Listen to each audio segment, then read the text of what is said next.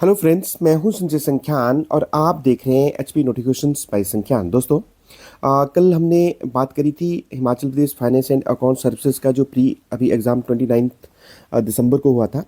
उस पे हमने 20 क्वेश्चन डिस्कस कर लिए थे।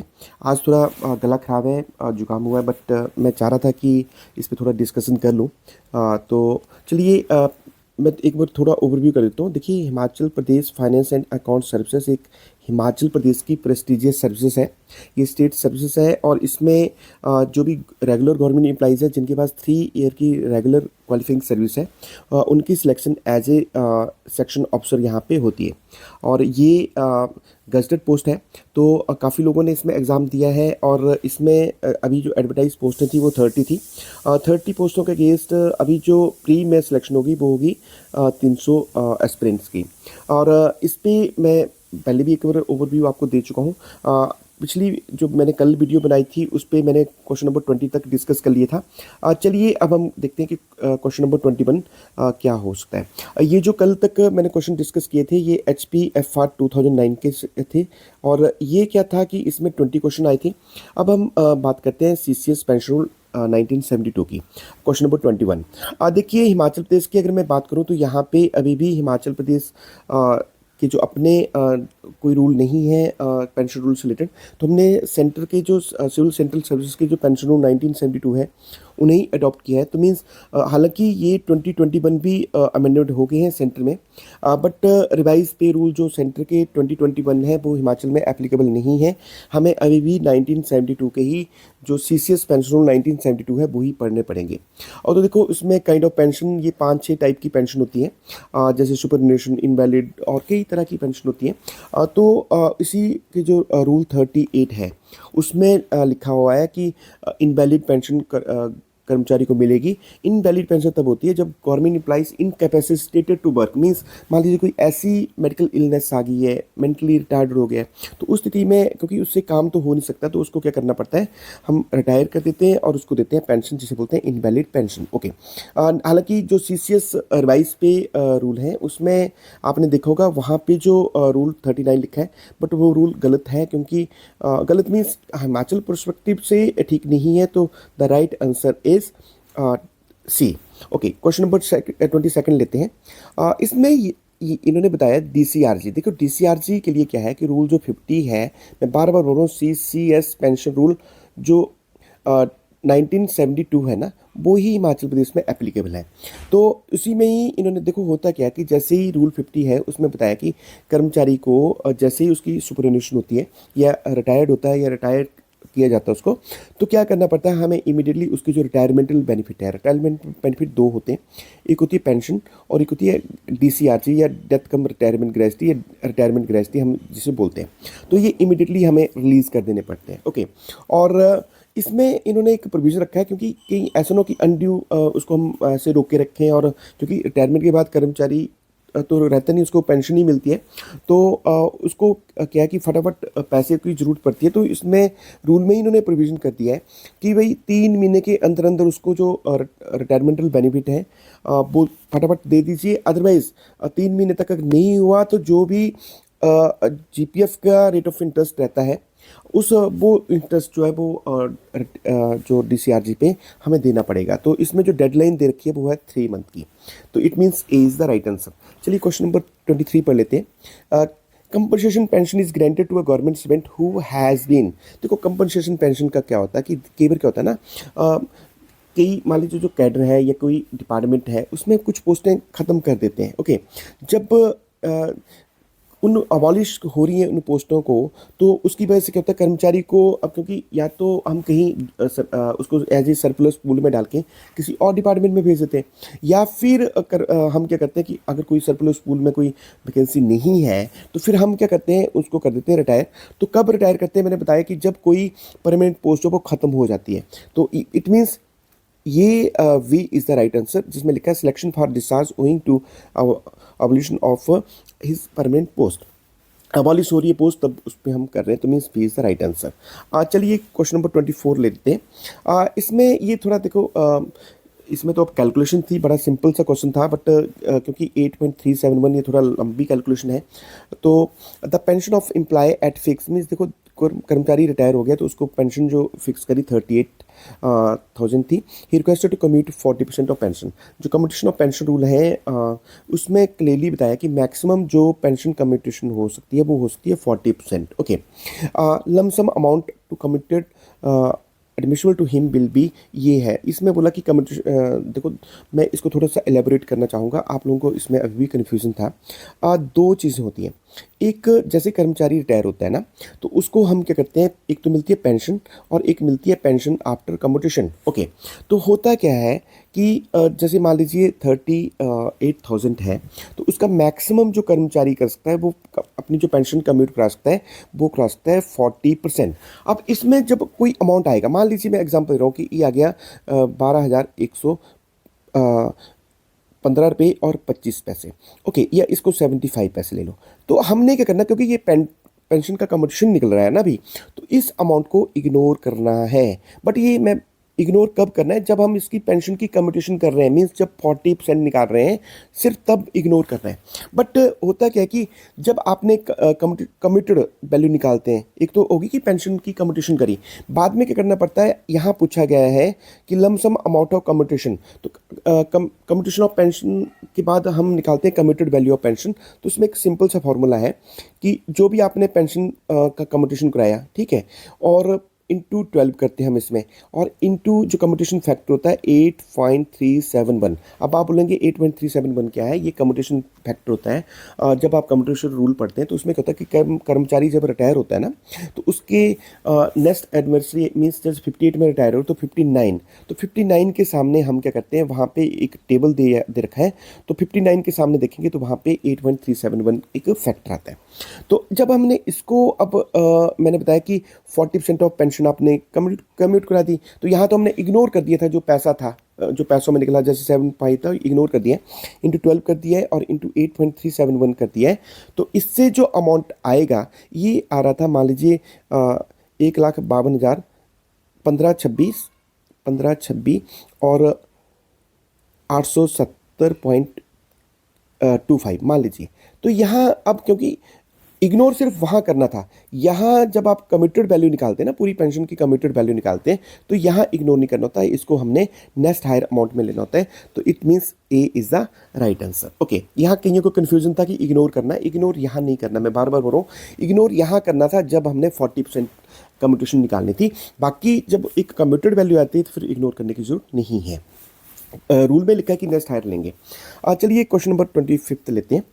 इसमें लिखा है maximum limit of emolument to be reckon for pension in case of medical officer. देखिए जब हम हमारे पास 3/1/2022 से रिवाइज पे रूल आ गए हैं। ओके, तो अब उसमें अगर हम लेवल 1 से लेकर 31 तक हैं, और मींस मैक्सिमम जो लेवल आदमी का होगा वो होगा, पहले ग्रेड पे बोलते थे, आज की डेट में लेवल है।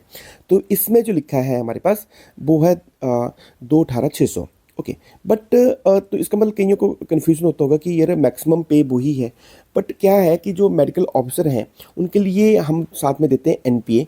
तो इसमें क्या है कि एनपीए का अमाउंट मिला के जो मैक्सिमम पे इन Himachal Pradesh for medical officer है वो है 224,100। और इसी तरह कई बार क्वेश्चन भी आता है कि मैक्सिमम पेंशन कितनी है, तो इसका 50% करेंगे तो वो आता है 112,050। और इसकी अगर आप फैमिली पेंशन देखते हैं तो 67,230 जो वो मतलब देखना, मैं एग्जैक्ट नहीं बता पाऊंगा। इसका जो 30% है that will be family pension.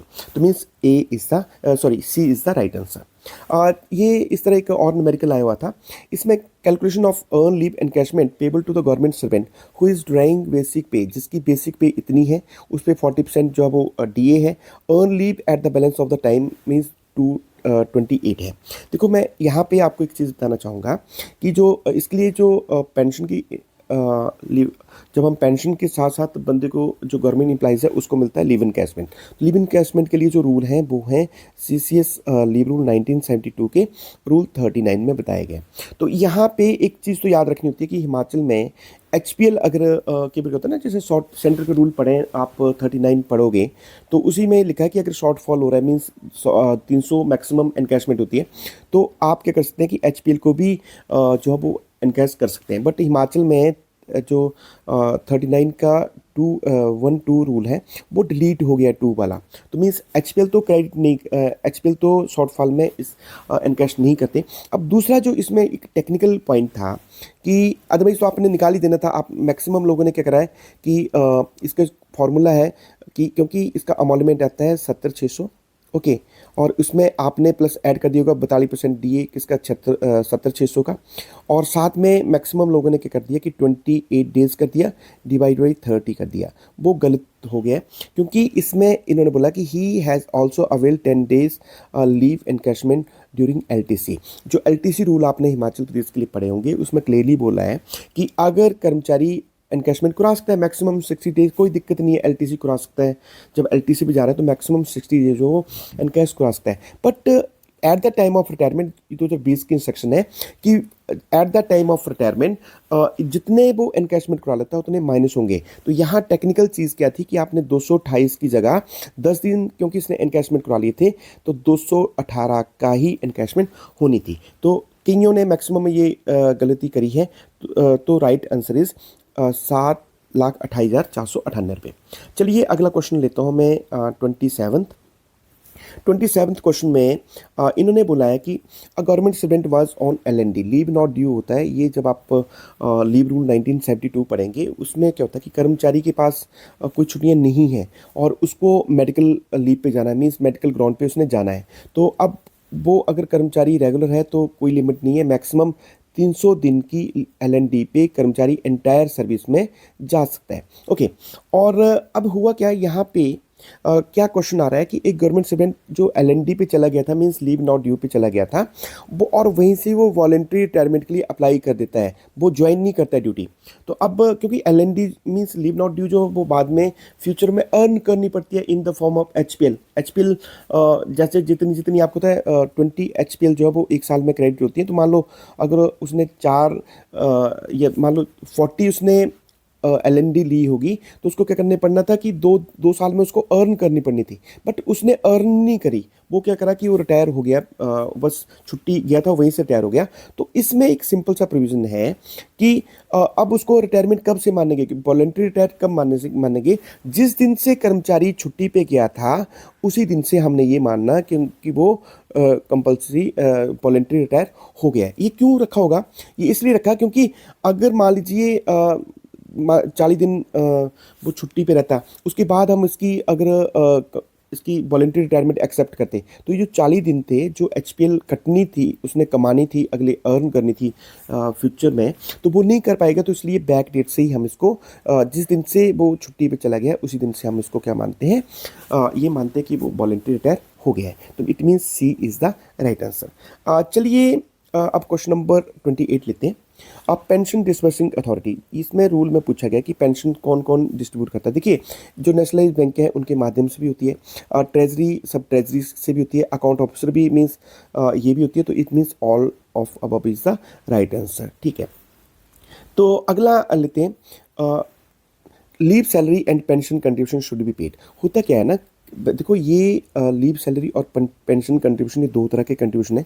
ये कब इसकी बात आती है, जब कर्मचारी एक्स कैडर में जाता है। एक तो अपना कैडर होता है और एक होता है एक्स कैडर। एक्स कैडर मतलब अपने कैडर को छोड़ के दूसरे कैडर में चला गया। मान लीजिए एग्जाम्पल ले रहा हूँ, जो डिप्टी डायरेक्टर ऊना में जो एक क्लर्क है वो यहाँ से कहाँ चला गया, मान लीजिए वो चला गया एजुकेशन बोर्ड धर्मशाला में, ओके। एजुकेशन बोर्ड धर्मशाला में अगर चला गया तो अब इसकी सैलरी, क्योंकि डिपार्टमेंट तो देगा नहीं, एजुकेशन डिपार्टमेंट क्यों देगा जब ये काम एजुकेशन बोर्ड वालों का कर रहा है। तो अब इसकी सैलरी कहाँ से मिलेगी, उसकी सैलरी मिलती है एजुकेशन बोर्ड धर्मशाला से, ओके।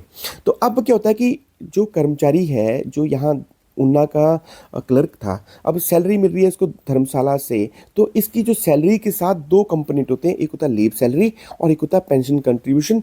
ये जो है ये धर्मशाला बोर्ड वालों को कर्मचारी के इसमें अकाउंट नहीं बोलेंगे, कर्मचारी की ब्याह पे देना पड़ेगा। और ये कब देना पड़ता है, ये एजुकेशन बोर्ड जो है वो गवर्नमेंट एक्सचेकर में पैसे जमा कराएगा as a leave salary and pension contribution. कितना अमाउंट होता है जब हम कभी डिटेल में वीडियो बनाऊंगा तो अभी इस पे ज़्यादा डिस्कस नहीं कर सकता हूँ।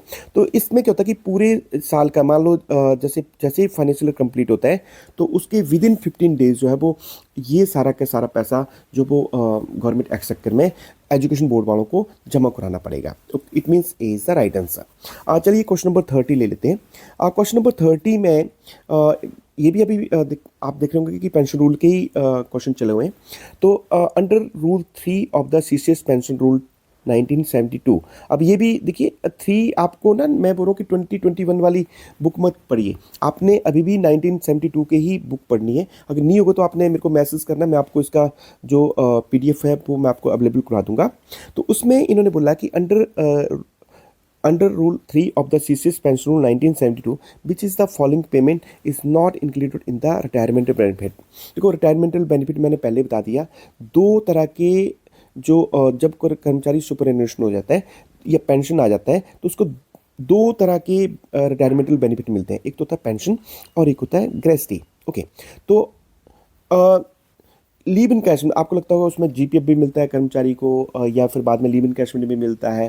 तो वो चीज़ें जो है वो रिटायरमेंटल बेनिफिट नहीं है, वो तो उसका अपना क्रेडिट किया हुआ, अपना इसने अर्न किया हुआ। तो लीव इनकैशमेंट जो है वो it is not a pensionary benefit. अच्छा, आपको ये क्वेश्चन होगा कि देखो पेंशन संख्यान सर आपने पेंशन और ग्रेजुटी तो बता दिया, ये सर्विस ग्रेजुटी क्या है? देखो रूल 49 में ही जो बताया गया है कि जो कर्मचारी जिसकी 10 साल क्वालिफाइंग सर्विस हो जाती है उसको तो मिलती है पेंशन। बट अगर मान लो किसी कर्मचारी की 3 साल सर्विस है, 4 साल सर्विस है, तो उसको पेंशन नहीं मिलेगी। इसको इन लिeu ऑफ पेंशन क्या होता है, सर्विस ग्रेजुटी देते हैं। मीन्स ये भी एक पेंशन का ही फॉर्म है। तो ये भी जो है वो कर्मचारी के लिए एक पेंशनरी बेनिफिट माना जाएगा। चलिए अगला क्वेश्चन हम लेते हैं 31 चाइल्ड के लिए। तो आपने देखा होगा कि आप जो पेंशन से रिलेटेड 10 क्वेश्चन आए हैं इसमें, और एचपीएफआर से रिलेटेड आए थे 20 क्वेश्चन। तो अभी हम लेते हैं इन्होंने बात करें लीव रूल की। लीव रूल से भी 7-8 क्वेश्चन बनते हैं। चलिए अब मैं फिर एक बार बताना चाहूँगा लीव रूल के लिए कौन सा रूल होता है। CCS leave rule 1972। ओके, तो इसमें क्या बताया गया है, क्वेश्चन में पूछा गया है चाइल्ड के leave shall be debited against. होता क्या है कि जब आप रूल 43 और सी पढ़ते हैं उसमें क्लियरली बताया है कि जो फीमेल गवर्नमेंट एम्प्लॉइज़ है या फिर जो सिंगल फादर हैं उसको क्या होता है कि चाइल्ड केयर लीव मिलती है, बट वो मिलती है सेंटर में। Himachal prospective point of view से इसका अलग सिनेरियो, सिर्फ जो जिसके डिसेबल बच्चे हैं सिर्फ उन्हीं पेरेंट्स को जो वो चाइल्ड केयर लीव मिलती है। और तो अब इनका क्वेश्चन ये था कि ये जो चाइल्ड केयर लीव मिलती है मैक्सिमम 730 डेज़ की मिलती है, तो ये कौन से अकाउंट से जो वो डेबिट की जाएगी। देखिए सीसीएस लीव रूल 1972 में बताया गया है कि जितने भी हमारे पास जो लीव अकाउंट बनेंगे वो जो आपकी सर्विस बुक है उसके एक पीछे फॉर्म नंबर 2 है उस पर बनते हैं। तो कौन कौन से अकाउंट बनते हैं, एक तो बनता है अर्न लीव का और एक बनता है एचपीएल का। ओके, जो जैसे एजुकेशन डिपार्टमेंट में है वहाँ पे एचपीएल का अकाउंट नहीं बनता, वहाँ पे अर्न लीव अकाउंट बनता है। तो ये जो चाइल्ड केयर लीव है ये कौन सी लीव से माइनस होगी, क्या अर्न लीव से होगी या एचपीएल से? देखिए चाइल्ड केयर लीव हुई, मैटर्निटी लीव हुई, पैटर्निटी लीव हुई, चाइल्ड एडॉप्शन लीव हुई, ये लीव ऐसी लीव हैं जो किसी भी अकाउंट से डेबिट नहीं होती। तो मीन्स ना तो वो एचपीएल से डेबिट होगी, ना वो अर्न लीव से डेबिट होगी, ना लीव नॉट ड्यू का तो कोई अकाउंट बनता ही नहीं है तो वो यहाँ से भी नहीं होगी। तो इसका मतलब none of the above is the right answer. चलिए क्वेश्चन नंबर 32 ले लेता हूँ। इसमें लिखा है कि देखो जो लीव रूल 1972 है उसमें क्या होता है कि उसमें लिखा है leave can not claim as a right, ये लिखा है रूल 7 में। ओके, और इसमें क्या है कि कोई कर्मचारी चला गया मान लीजिए छुट्टी में, और छुट्टी चला गया और डिपार्टमेंट को पड़ गई उसकी अर्जेंसी, तो उसको रिकॉल भी किया जा सकता है। मीन्स उसको दोबारा भी उसकी छुट्टियां कैंसिल करके उसको बुलाया जा सकता है। हालांकि उसमें एक प्रोविज़न है कि उसको अगर टीएडीए मिलेगा कि कितना, उन्होंने बताया कि जैसे 30 डेज़ है या वो चलो बाद में बात करेंगे, तो उसको टीएडीए भी मिलता है। तो अब क्वेश्चन ये है कि इन्होंने ये पूछा है कि रिकॉल करा है कर्मचारी तो कौन से रूल के तहत किया जा सकता है। तो रूल 33 जो है उसमें क्लियरली बताया गया है कि अगर अर्जेंसी है तो कर्मचारी को छुट्टी उसकी कैंसिल करके उसके रिकॉल भी किया जा सकता है। तो चलिए क्वेश्चन नंबर 34 लेते हैं। Which is not correct statement about the leave not due. देखो लीव नॉट ड्यू ये भी सीसीएस लीव रूल 1972 की एक काइंड ऑफ लीव है। ओके, इसमें क्या होता है कि कर्मचारी के पास जब कोई अदर काइंड ऑफ लीव नहीं रहती, एक चीज़ देखो इसमें क्या होता है, कोई छुट्टी उसके पास जो है वो नहीं होनी चाहिए, एक बात। दूसरी बात, मैक्सिमम कितनी मिलती है? 300 डेज की जो है वो LND मिलती है।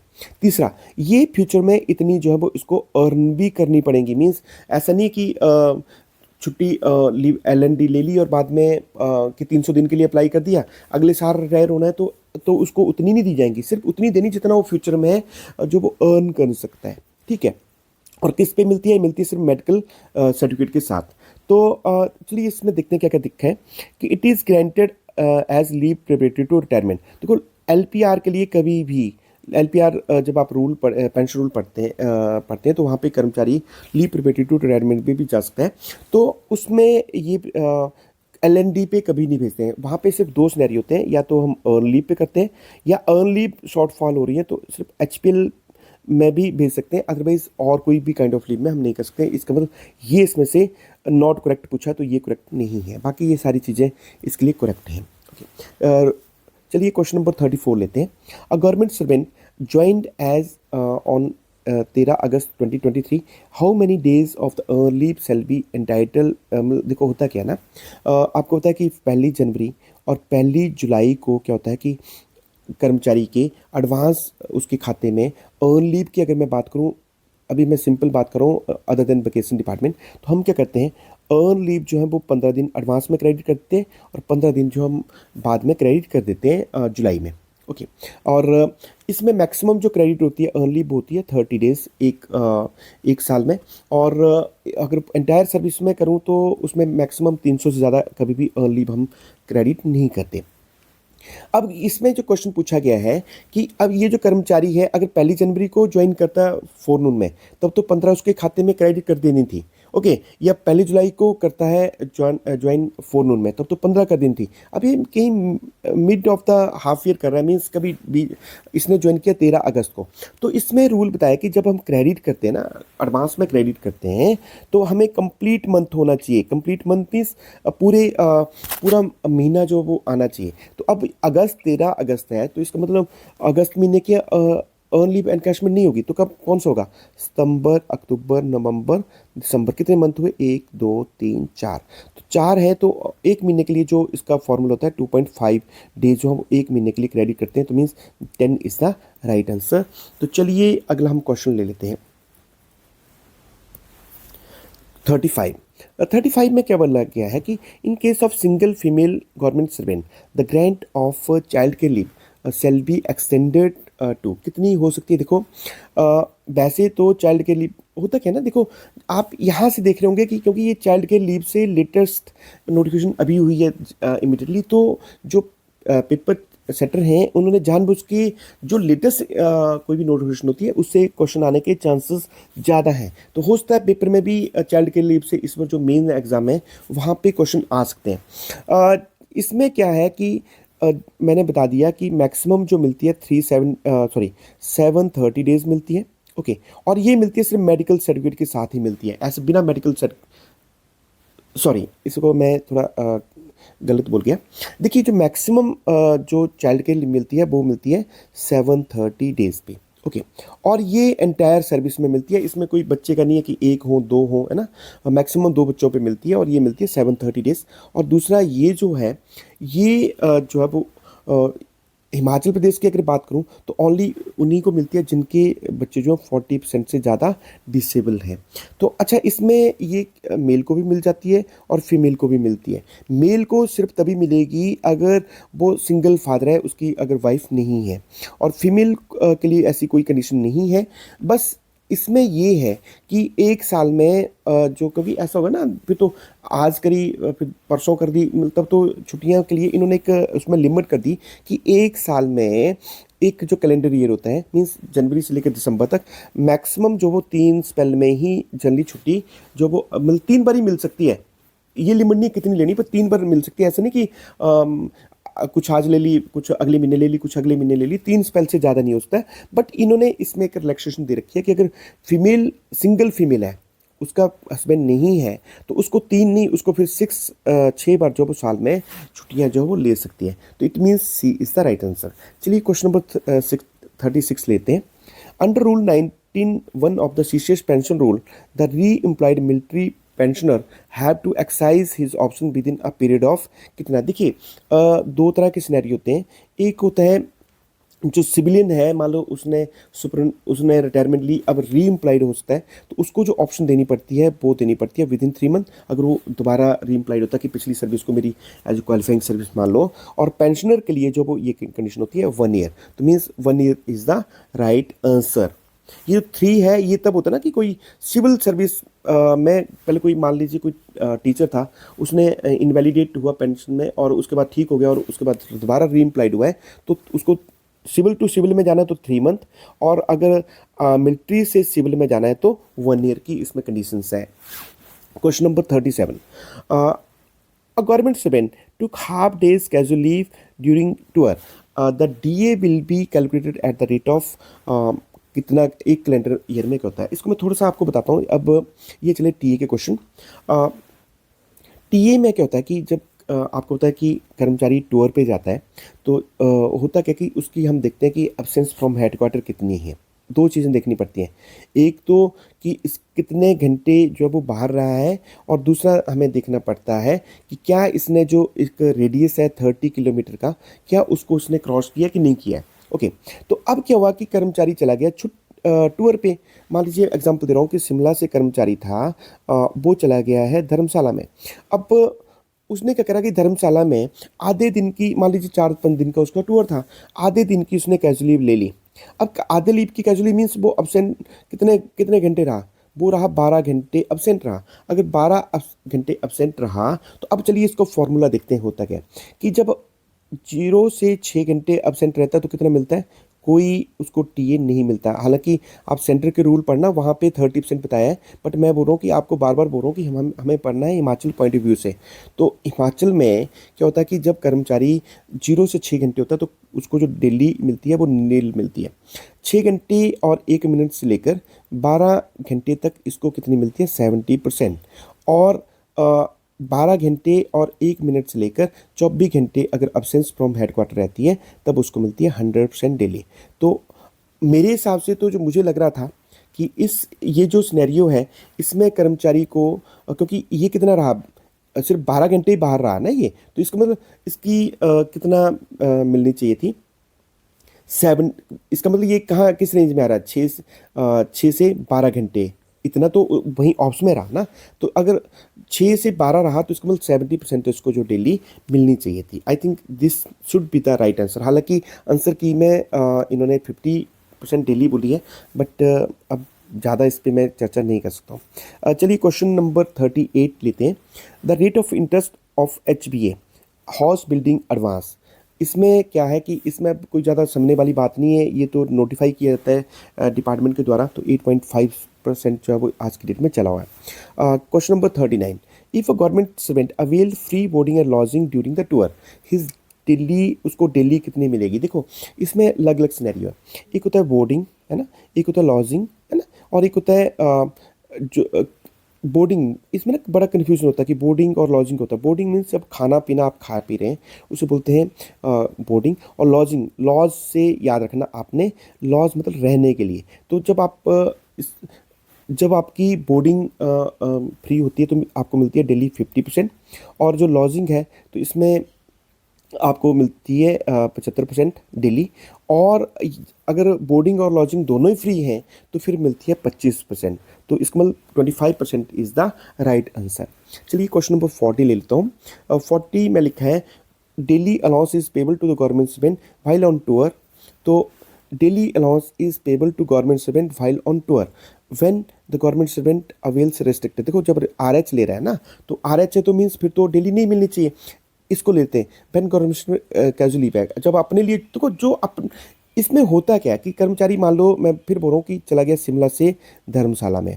अब धर्मशाला मान लीजिए वो उसकी 15 दिन का वहाँ पे कोई टूर है, तो 15 दिन में अब संडे भी आएगा, सेकंड सैटरडे भी आएगा। ओके, कोई होता है कि गवर्नमेंट हॉलीडे भी आ सकता है। तो अगर वो वहाँ पे एक्सक्लूसिवली वहाँ पे अगर कैंपिंग जो कैंपिंग स्टेशन मतलब ये जहाँ पे वो टूरिंग स्टेशन पे रहता है, चाहे वो काम करे ना करे it doesn't matter, but merely and extend वहाँ जो है वो वहाँ पे कैंपिंग एरिया में रहना चाहिए, तो उसको डेली मिल जाती है। बट अगर कैंप एरिया में मान लो सेकंड सैटरडे और वो उसने क्या करा कि घर चला गया, या फिर उसने क्या करा कि कैजुअल लीव ले ली, या फिर उसने RH अवेल कर ली, RH मतलब अपनी छुट्टी है वो अवेल कर ली, या उसने काइंड ऑफ लीव ले ली, तब कर्मचारी को जो डेली अलाउंस नहीं मिलेगा, चाहे वो धर्मशाला में ही है। ओके, तो इट मीन्स अगर संडे फॉल कर रहा है तो मैंने बोला चाहे वो काम करे ना करे इट डजेंट मैटर, बट उसको डेली वहाँ मिलेगी, क्योंकि वो शिमला से टूर पे कहाँ भेजा है, धर्मशाला पे।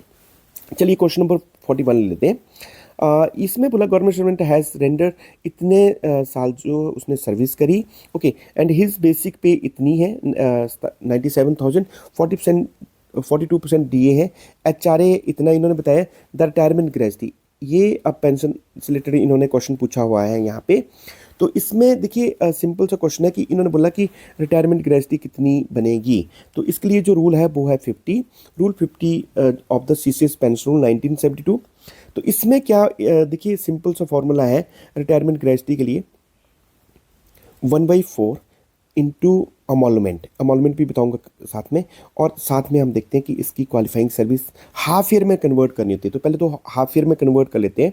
देखो 28 ईयर्स के बन गए, और हमारे पास हाफ ईयर 56, ओके, और 9 मंथ, क्योंकि अब 9 मंथ का एक हाफ ईयर बन जाएगा हमारे पास, तो एक हाफ ईयर और बन गया। अब रह गए 3 महीने और 2 दिन। तो क्योंकि इसमें एक जो हमारा रूल है 50 जो ग्रेजुटी वाला, उसमें बोला कि अगर 3 महीने कंप्लीट हो जाते हैं तो उसको भी एक हाफ ईयर मान लेना। तो अब 3 महीने यहाँ रह गए ना, 3 महीने और 6, 3 महीने और 2 दिन, तो ये 3 महीने हो गए हैं, तो एक हाफ ईयर और बन गया। तो मीन्स फिर क्या हो गया हमारे पास, कितने हाफ ईयर बन गए, 56, 57 और 58, तो इनटू हमने करना 58।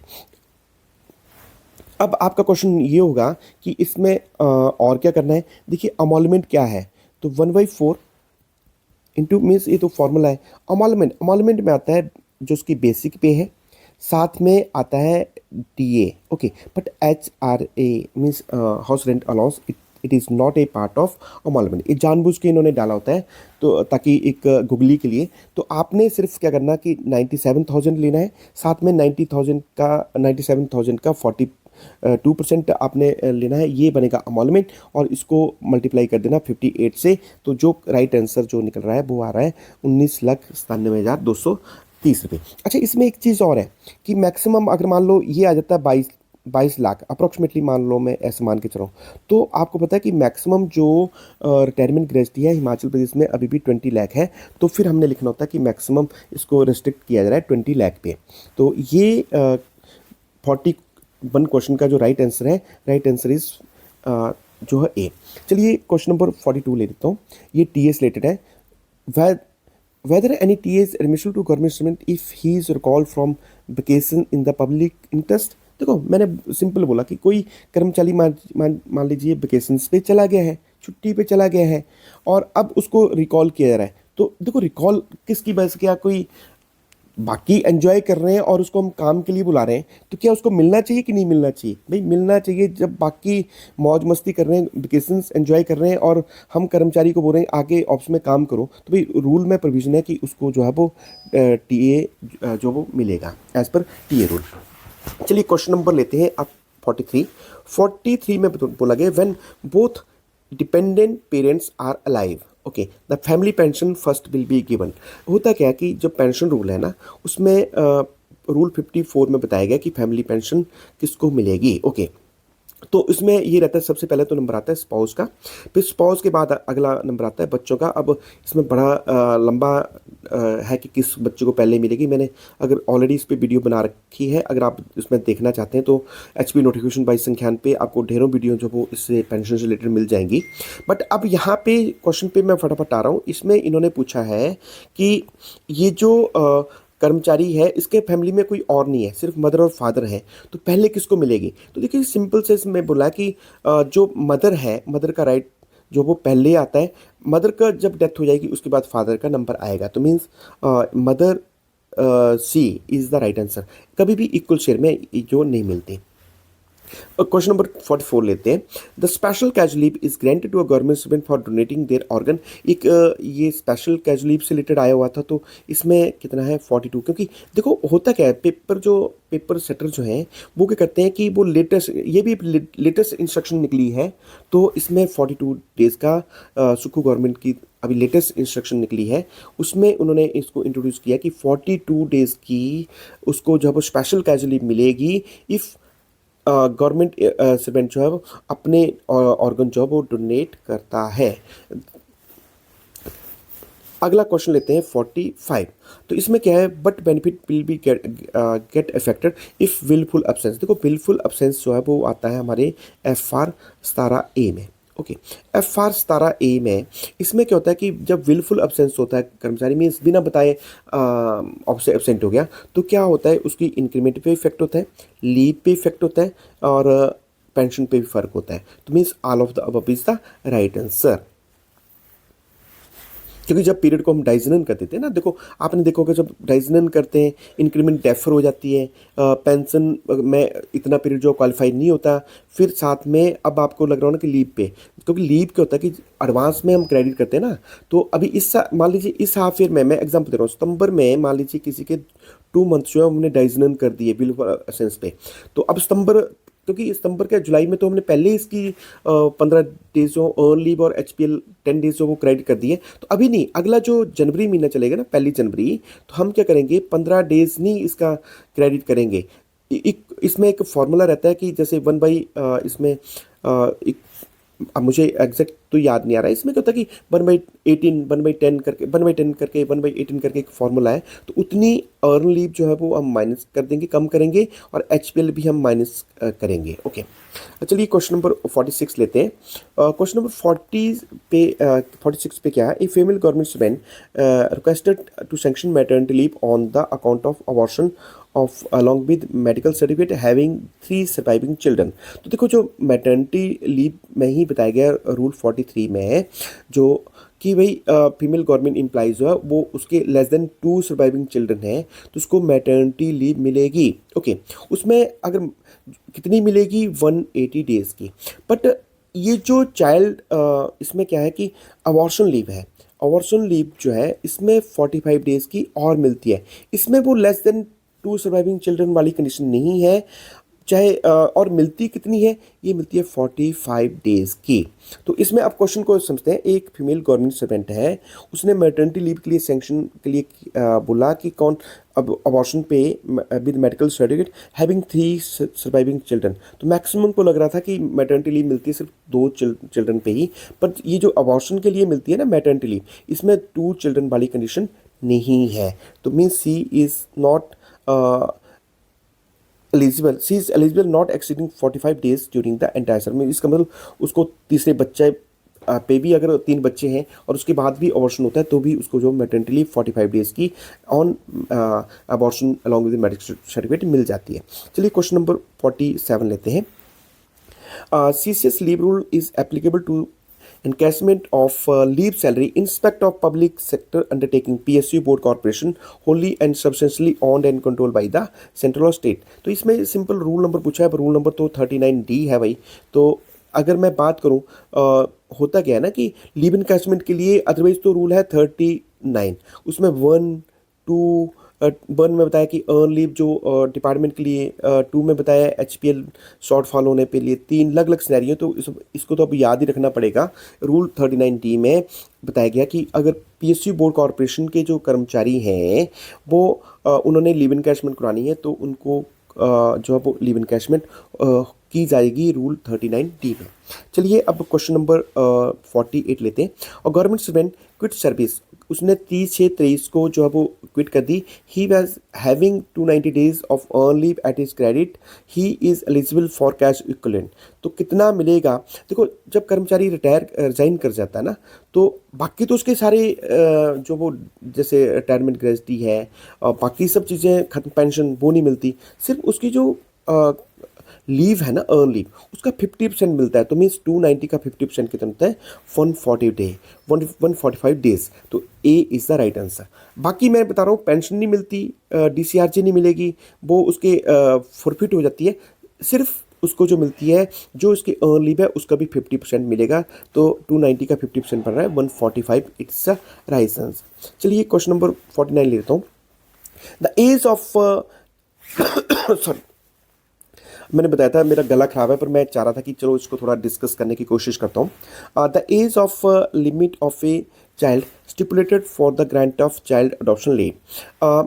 इसमें देखो, जब चाइल्ड अडॉप्शन लीव है उसमें क्या होता है कि जब बच्चा अडॉप्ट करना होता है तो इसके लिए प्रॉपरली एक उसको चाइल्ड अडॉप्शन एक्ट है, उसमें प्रॉपरली एक डीड बनती है। पर जो बच्चा अडॉप्ट करना होता है ना, वो 1 ईयर से कम का ही होना चाहिए। अगर मान लो 2 या 3 साल के बच्चे को अडॉप्ट कर रहे हैं तो चाइल्ड अडॉप्शन लीव जो फिर उसको पेरेंट्स को नहीं मिलती। चलिए क्वेश्चन नंबर, तो इसका मतलब A C is the right answer. Advance for general provident fund is not permissible for. देखो, जो एडवांस है ना वो मिलता है, ये पूछा है इन्होंने जीपीएफ रूल जो है उससे रिलेटेड क्वेश्चन पूछा है। 12 में क्या होता है कि एडवांस ले सकते हैं, और रूल 15 में जो वो परमानेंट जो विड्रॉल की जा सकती है। तो रूल उसी में क्या है कि जब कर्मचारी ने एडवांस लेना है तो वो देखिए अपनी इलनेस या अपने परिवार की इलनेस के लिए ले सकता है। फिर कभी उसने पिलग्रिमेज में घूमने जाना है अपने लिए या अपने परिवार के लिए ले सकता है, अपनी एजुकेशन के लिए, अपनी फैमिली मेम्बर की एजुकेशन के लिए। बट जो उसने फ्लैट लेना है उसके लिए जो एडवांस का प्रोविज़न नहीं है। चलिए क्वेश्चन नंबर 51 लेते हैं। अब इसमें इन्होंने जीपीएफ से रिलेटेड पूछा है कि कर्मचारी जब उसका जीपीएफ कटता है तो कौन से अकाउंट में होता है। तो भाई इसको तो याद रखने वाली बात है, इसमें कोई ज़्यादा समझने की ज़रूरत नहीं है।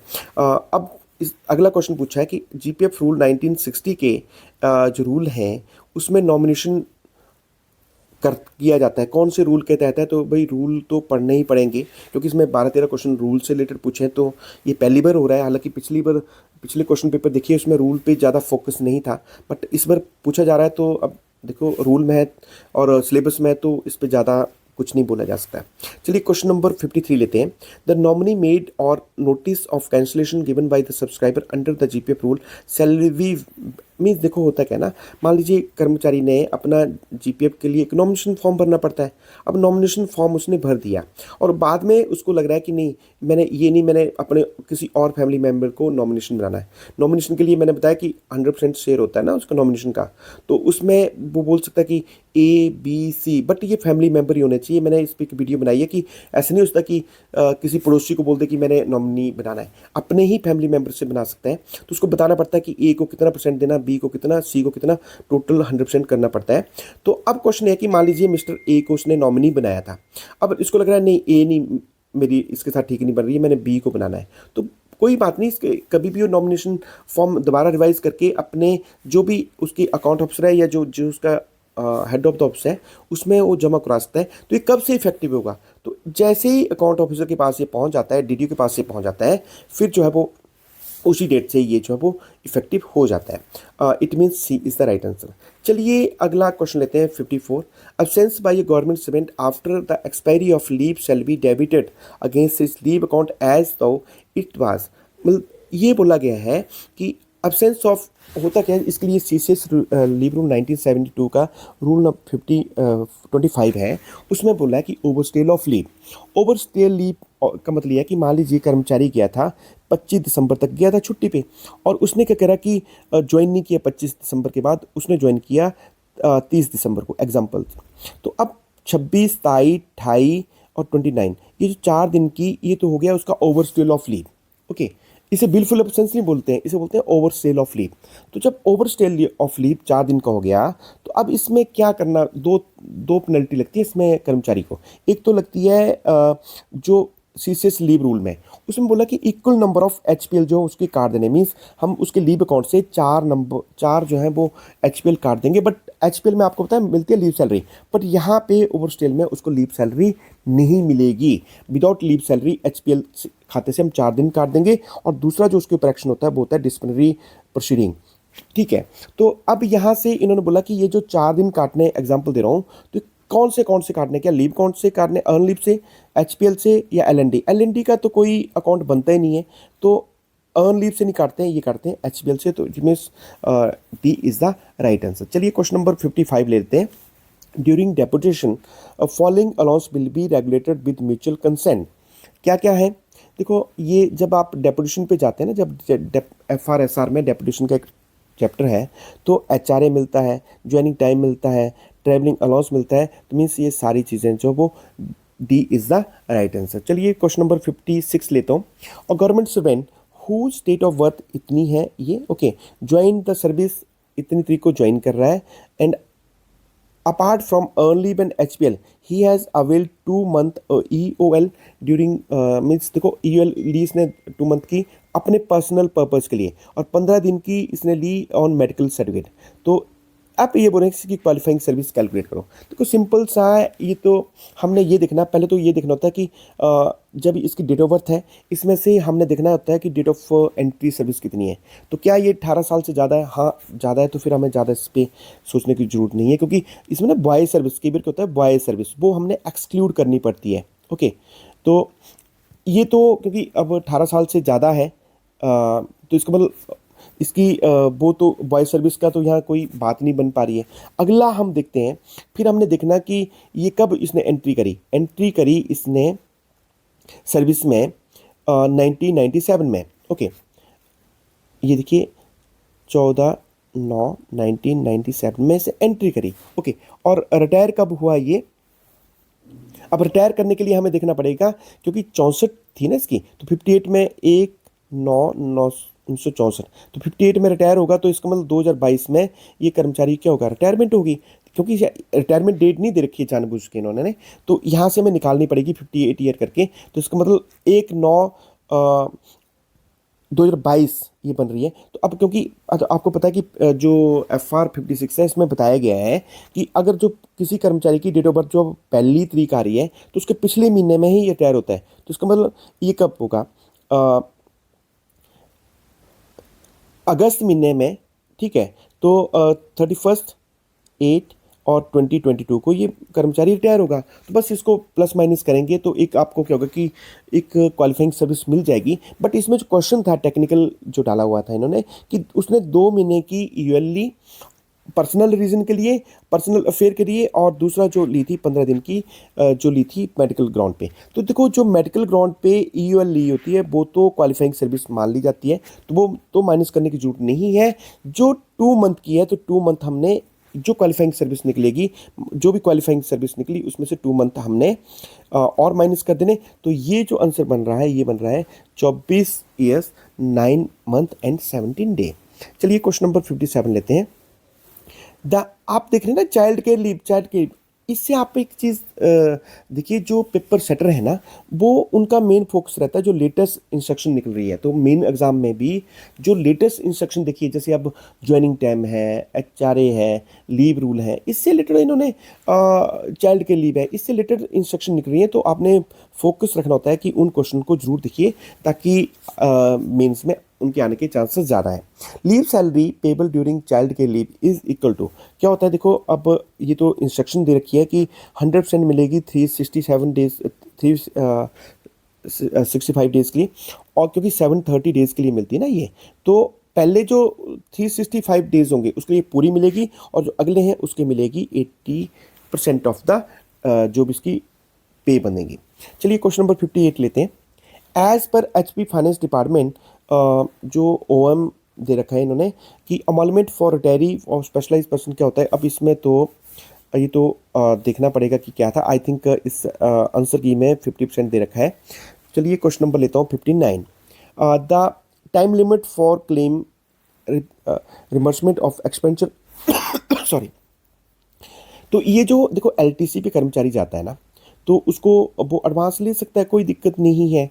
अगर एडवांस लिया है उसने, तो कितने दिन के अंदर उसने अपना जो क्लेम है LTC का क्लेम है सबमिट करना है, या फिर एडवांस नहीं लिया है, एडवांस टेकन, चलो ऐसे करते हैं, एडवांस नॉट टेकन, दोनों से नहीं लेता हूँ। एडवांस लिया है तब तो उसको विद इन 1 मंथ अप्लाई करना पड़ता है। ओके, जैसे ही उसकी टूर कंप्लीट हुआ इमिडिएटली उसके विद इन 1 मंथ जो इसको अप्लाई करना पड़ेगा। अगर एडवांस नहीं लिया है तो विद इन 3 मंथ जो वो अप्लाई करेगा। तो यहाँ पे इसने कोई एडवांस नहीं लिया है, तो with in 3 month of the due that means जिस दिन वो उसने उसकी जर्नी कंप्लीट हुई उसके विद इन 3 मंथ जो उसको TA की अपनी LTC क्लेम जो वो सबमिट करना पड़ेगा। चलिए क्वेश्चन नंबर 60 लेता हूँ। During leave travel concession 10 days encashment is available to visit कहाँ के लिए। देखो जो 10 डेज की उसको जब एलटीसी भी कर्मचारी जाता है ना तो उसको दो तरह की जो वो एलटीसी मिलती है। एक होती है होम टाउन एलटीसी और एक होती है ऑल इंडिया एलटीसी। तो होम टाउन अब इस पे ज़्यादा वीडियो मैंने बनाई हुई है, अभी ज़्यादा डिटेल नहीं करूँगा। तो जो 10 डेज़ की एंगेजमेंट है वो इसके लिए होम टाउन के लिए भी मिल सकती है, ऑल इंडिया के लिए मिल सकती है। इसका मतलब ए और home town anywhere in India means all India बोल रहे हैं, तो दोनों के लिए तो means D is the right answer. चलिए अगला क्वेश्चन। अब यहाँ से वो है हिंदी का, इसको वीडियो लंबी हो जाएगी तो मैं कोशिश करूँगा कल इस पर थोड़ा थोड़ा डिस्कस करने की। एक वीडियो और बनाऊँगा और लगभग मुझे लगता है 3-4 पार्ट में ये जो कंप्लीट हो जाएगा। अगर आप नए नए जुड़े हैं तो मेरे चैनल का नाम है HP नोटिफिकेशन बाय संख्यान। चैनल को सब्सक्राइब कर लीजिए, ढेरों वीडियो आपको यहाँ पे मिलने वाली है। इस तरह की वीडियो देखने के लिए keep watching HP notification by Sankhyan. जय हिंद, जय हिमाचल, थैंक यू।